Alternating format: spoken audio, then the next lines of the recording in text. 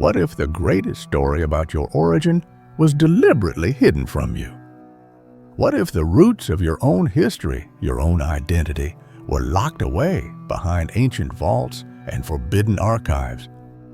Why did powerful empires, both religious and secular, bury certain ancient texts? What secret were they so desperate to keep? Imagine a truth so dangerous, it could change everything you think you know about the Bible, about race, about who you are. Tonight, the doors to those lost chambers creak open. A cold wind stirs the dust. Echoes of forgotten voices swirl through the halls.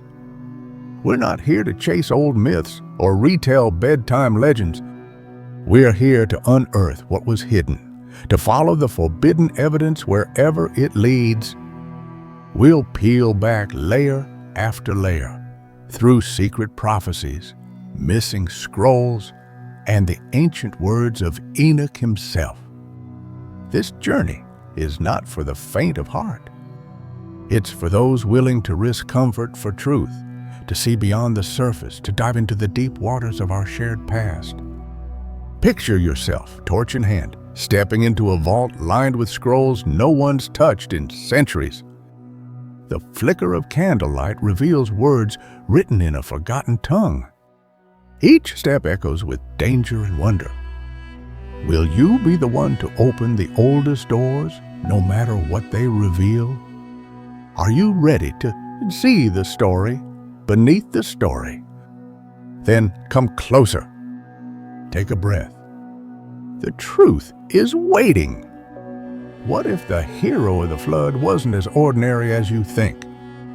What if the story that shapes the fate of nations began not with a simple child, but with a birth so strange it terrified his own father? Night falls over a world teetering on the edge. Outside a storm stirs, but in a quiet room, a miracle or a mystery takes its first breath. There is a gasp, a flicker of torchlight, and suddenly the darkness splits. Lamech stares at the newborn cradled in trembling hands. The child's skin is white as new snow. His hair glows like wool spun of light, and when he opens his eyes, the entire room bursts with a brightness no one can explain. Is this my son or something else? The question rattles inside Lamech's mind, louder than any thunder outside. He draws back, almost afraid to touch the child. All his life, Lamech has heard the stories, angels walking the earth, strange beings born of forbidden unions.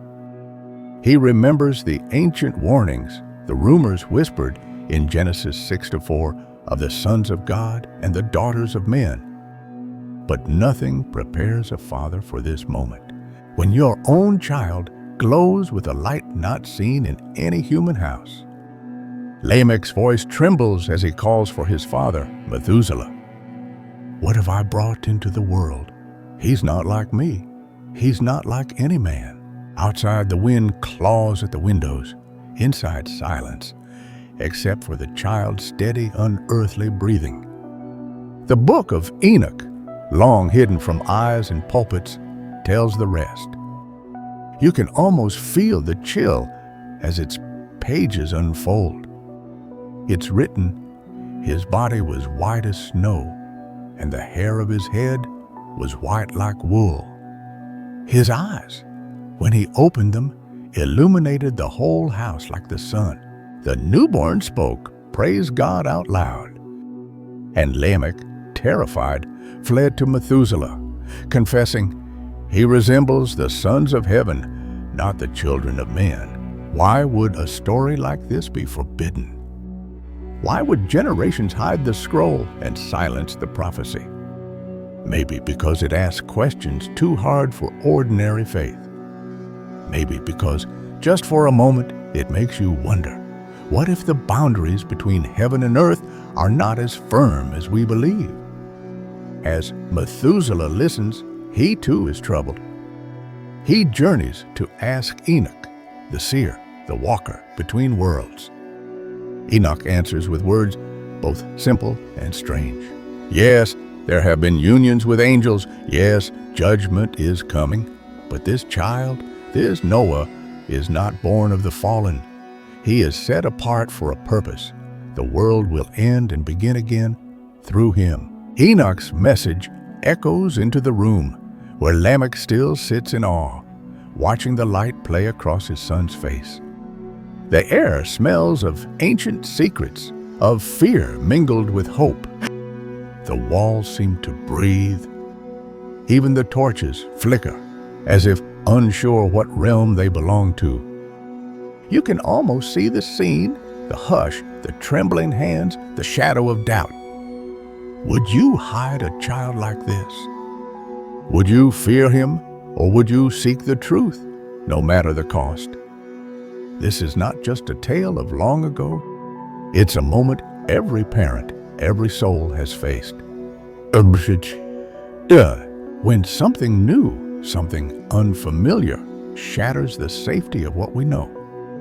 If your child was born different, would you hide him, or would you ask what destiny calls?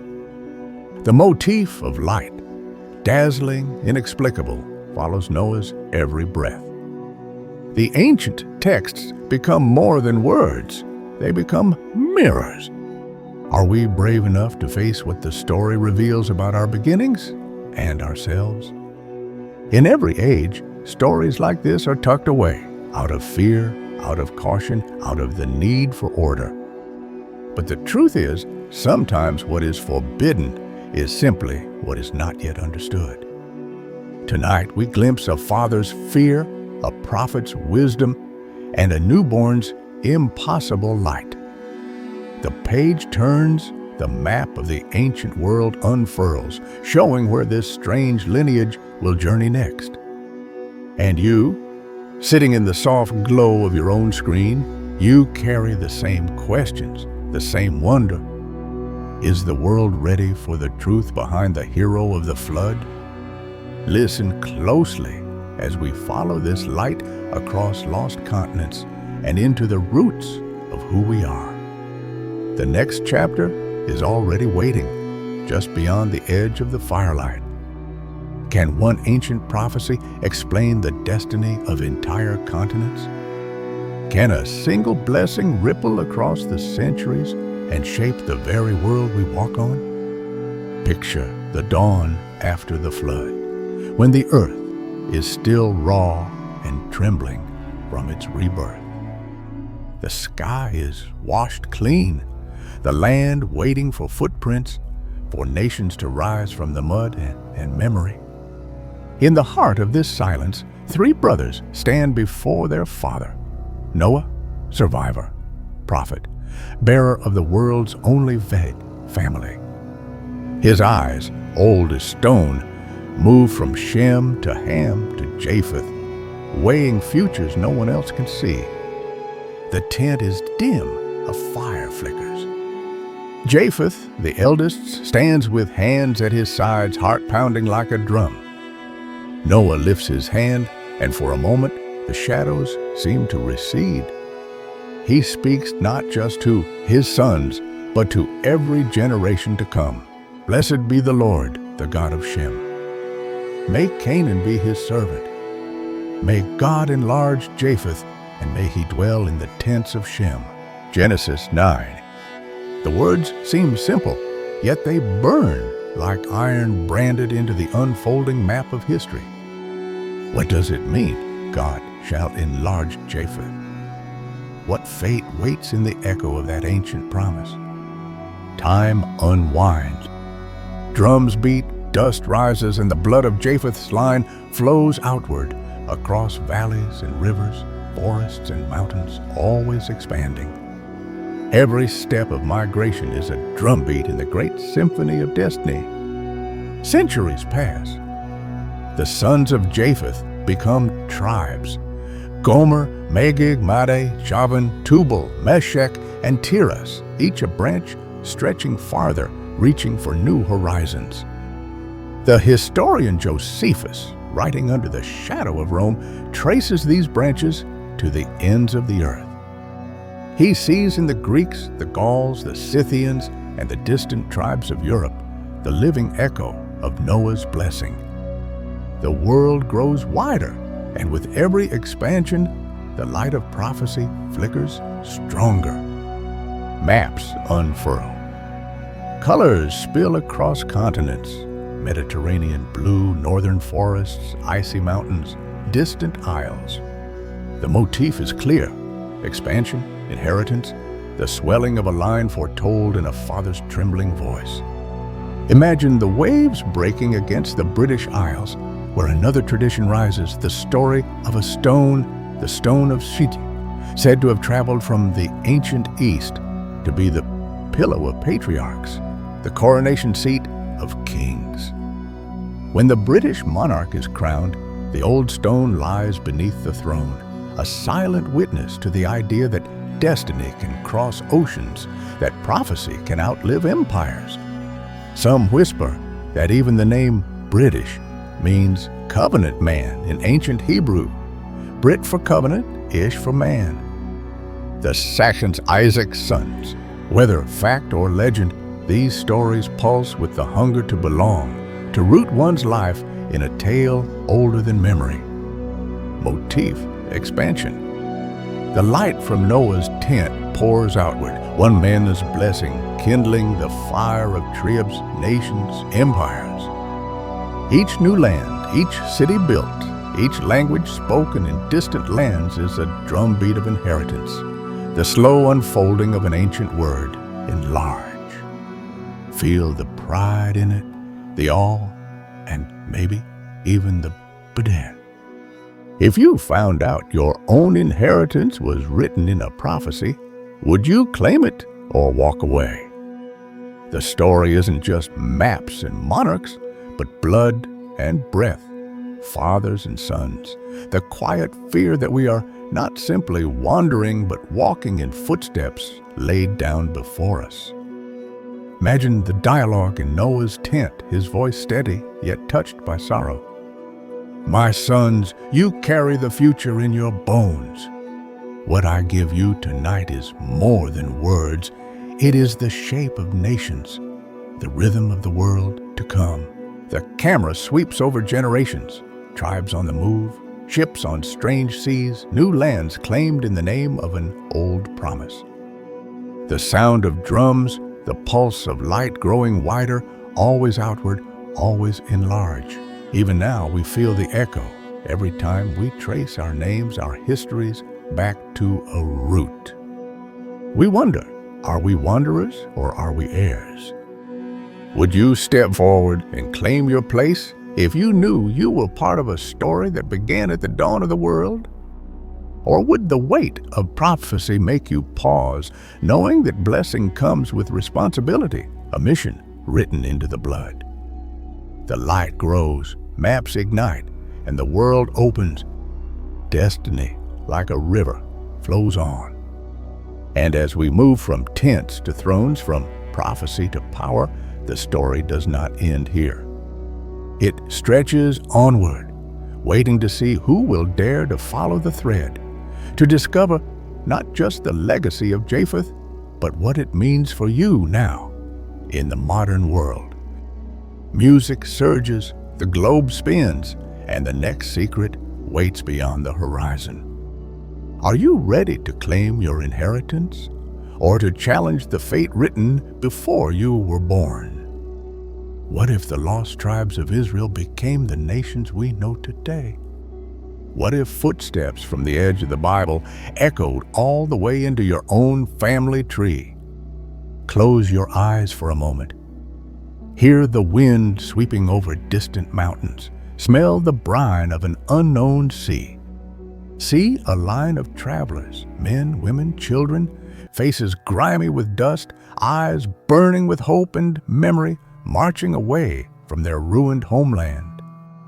This is not just any exodus.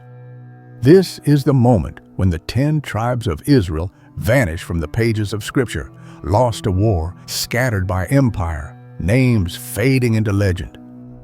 But legends have a way of lingering. Some say their journey ended in obscurity. But what if the light of that promise, the one given to Abraham, Isaac, and Jacob, kept moving, tracing a path across continents, across centuries? Imagine yourself as an archaeologist, standing in a wind-swept field in Britain or digging through crumbling archives in an old cathedral's shadow. Your fingers brush the edge of a stone, cold, worn, carved with strange marks.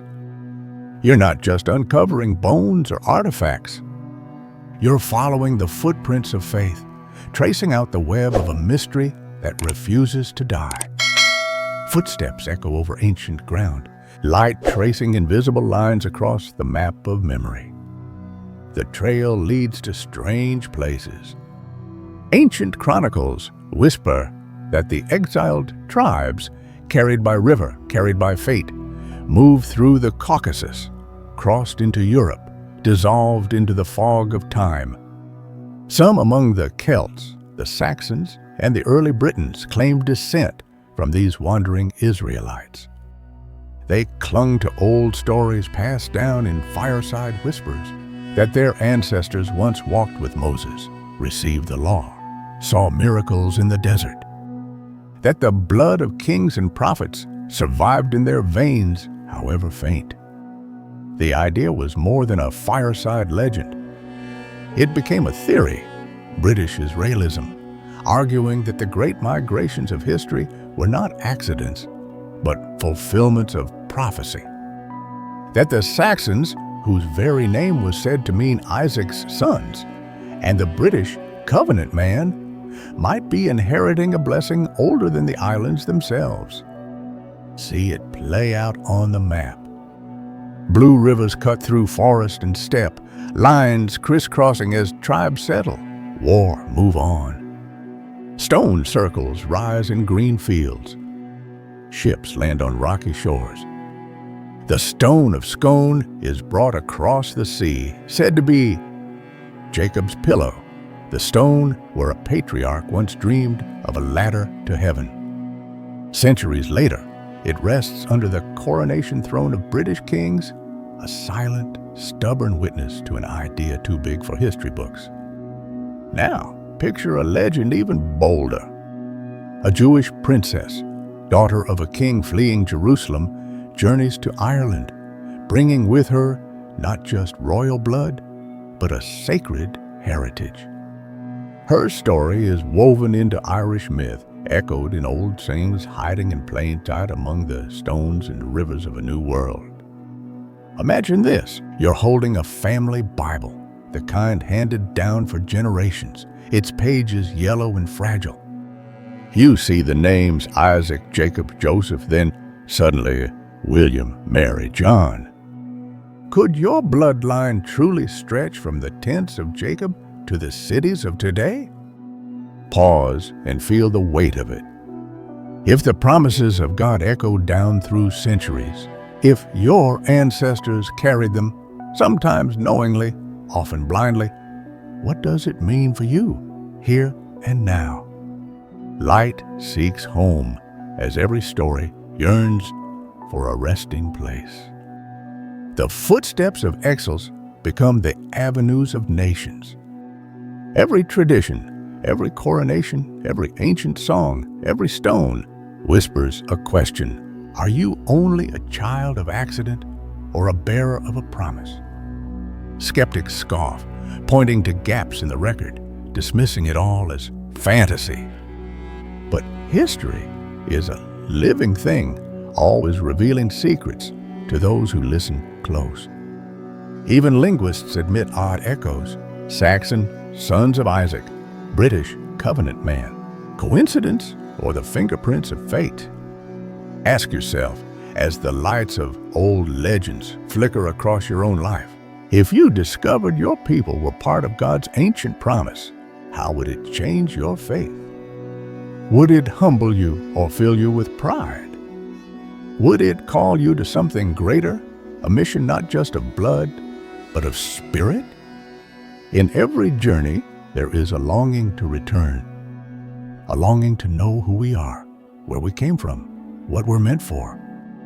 That longing is the secret at the heart of the lost tribes, a riddle written not just in history books, but in the longing of every soul to find its true home. Let the story carry you as the wind rises and the map glows toward the next chapter where evidence and myth collide, and your place in the tale is waiting to be claimed. What if the world's greatest cover-up is buried under our feet?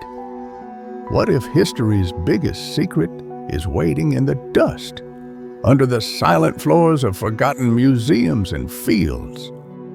Imagine a cold morning. A miner's pickaxe strikes something strange in the clay. Not a rock, but bone. Long, curved, impossibly thick, a femur larger than any man's. He wipes away the dirt, heart pounding, and the world changes. Flash to the flicker of a lantern in a darkened cave. Shadows stretch over rib bones, teeth, skulls, an entire skeleton, towering, silent, too large to fit in any textbook or museum display. Whisper ripple through the mining camp. The story grows. Soon reporters arrive, snapping photographs, measuring bones. Newspapers print the tale, giant race unearthed in New Jersey, 7 feet, 8 feet, even 10 feet tall. But the story doesn't end there. Instead, a hush falls. The bones are boxed, sent to institutions, Smithsonian, local museums, then never seen again. Reports fade, memories blur. A century later, the only evidence left is a yellowed clipping, a photograph, a rumor. Why is this story always swept away? Motive, dust on forgotten truth.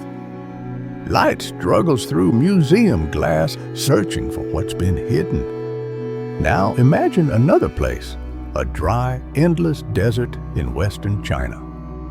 A scientist brushes away the sand, uncovering a face, cheekbones high, hair long and red, eyes closed in peace. These are the Tarim mummies, not only ancient, but strangely European. 4,000 years old, clothed in woven fabrics, tall and fair. Their DNA tells a story that doesn't fit the textbook narrative. What were they doing here in the wild heart of Asia? Again, the pattern, discovery, astonishment, then silence. The finds are locked away, guarded, not celebrated. You can see the bodies in glass cases, but you won't find the story in your school books. Step into the mind of a museum archivist. Your desk is covered with artifacts, bones, stones, reports, stamped, classified. You want to share what you found, but your director shakes his head. No, too controversial, too strange, better to keep it quiet. The motif is always the same. Darkness, then the flicker of forbidden light. The Bible itself doesn't shy away from this mystery. Genesis 6:4, there were giants in the earth in those days. Not fairy tale, but sacred record. David faces Goliath, a man of immense stature, and all Israel knows the stories of Rephaim, Anakim, and men whose shadows frightened armies. Why would the scriptures record such details if they weren't meant to endure? Now, let's move across the ocean, America's heartland. 19th century newspapers brim with reports, giant skeletons found in burial mounds. University professors come to see, take photographs, publish in scientific journals. And then, disappearance. The Smithsonian's own records once listed dozens of these remains, but the bones never made it to the public eye. Official explanations always follow. A mistake, a hoax, forget it. Why this pattern? Is it fear? Is it the challenge to everything we're taught about the past? Or is it a deliberate attempt to keep us small, to erase the idea that our history might be stranger, greater, more mysterious than we know? Feel the chill of the unknown. Hear the voices of those who tried to speak but were silenced. A miner's whisper, a scientist's frustration, a child pressing her face to museum glass, wondering about the story behind the bones. The Terra mummies still sleep under desert stars. The giants of America may rest in secret vaults. But the questions rise year after year. If humanity's past included giants, hybrids, people who didn't fit the pattern, then what else have we lost? Motif: to blow the dust from our forgotten inheritance, to let the light fall on the bones of the past. What if, as you listen now, the world is waiting for you to notice, to ask the questions no one dares? Maybe our destiny is not just about survival, but about remembering who we were and who we might be again. Every secret wants to be found. Every buried truth longs for the day when someone will dig, dust, and bring it into the open.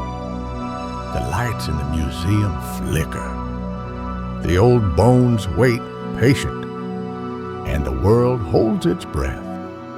Are you ready to sweep away the dust, to see what history has tried to bury? The sound of a relic falling, the echo of a question, the glow of discovery at the edge of darkness. Let the story pull you onward toward the final chapter, where memory, prophecy, and truth demand their place in the light. If your story was erased, would you let it end there? If you woke up one morning and found your family album empty, every name forgotten, every face blurred, would you accept it or would you fight to remember? Picture a sea of nameless faces moving through city streets under flickering lights.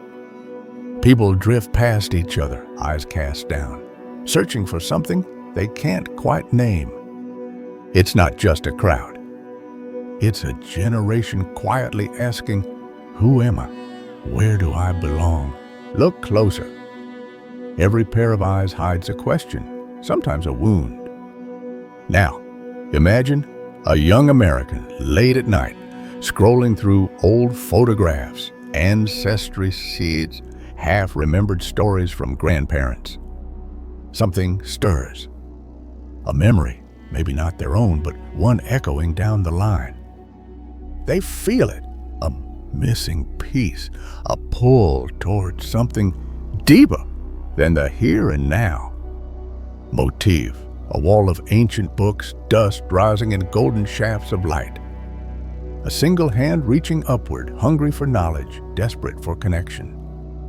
The world whispers that history is dead, that faith is private, that the past is a burden best left behind. But every soul carries a longing for meaning, for roots that go deeper than headlines, for a story that outlives the news cycle. Pause for a moment. Let your mind drift back to an ancient throne room. The stone of Scone set beneath the seat of a new king. A hand placed on a centuries-old Bible, promising to rule with justice, with faith. The British anthem swells. Or travel further, see the stars and stripes unfurled, a crowd standing with hand to heart, singing words older than their own dreams. Every symbol, every ritual is a tether to something that came before, a nation's inheritance passed down, often unnoticed, always shaping the present. But what happens when those stories are lost? What happens when a people forget who they are? When a people forget who they are, chaos follows. So says history, so warns the Bible. Think of Israel, cast out from their land, wandering in exile, their temple burned, their names mocked by strangers. It's a wound that lingers through centuries, a warning that echoes for every people, every age. Motif: light blooming on one face, then another in a silent crowd. each heart waking up to its own story. The crisis of identity is not just politics or culture wars. It is a spiritual amnesia, a loss of memory, of meaning, of mission. When faith is severed from heritage, hope unravels. And when a generation feels unmoored, lost in the tide of voices, the pain is real. But it doesn't have to end in darkness. Look again at the young American now closing his laptop. He walks outside, beneath the stars, feeling the weight and wonder of ancestry in his bones. He remembers a grandmother's prayer, a father's old Bible, the feeling of belonging that once tied his family to a greater hope. The story calls him back, not to arrogance, not to exclusion, but to belonging. A challenge whispered through time. Would you dare to remember who you truly are? Would you wake up to your heritage and wear it with humility, with purpose, with care? You are more than an accident of history. You are the sum of prayers, of sacrifices, of journeys begun before you were born.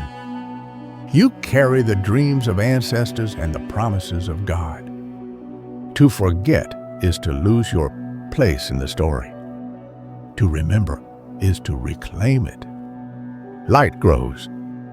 A hand lifts another book from the wall. In the glow, faces find each other, a community rebuilt not on nostalgia, but on a shared hope for tomorrow. This is your inheritance, ancient, living, waiting to be claimed. Wake up to it. Honor it. Let the memory make you strong. Let the blessing make you brave. Are you willing? Would you dare to remember who you truly are?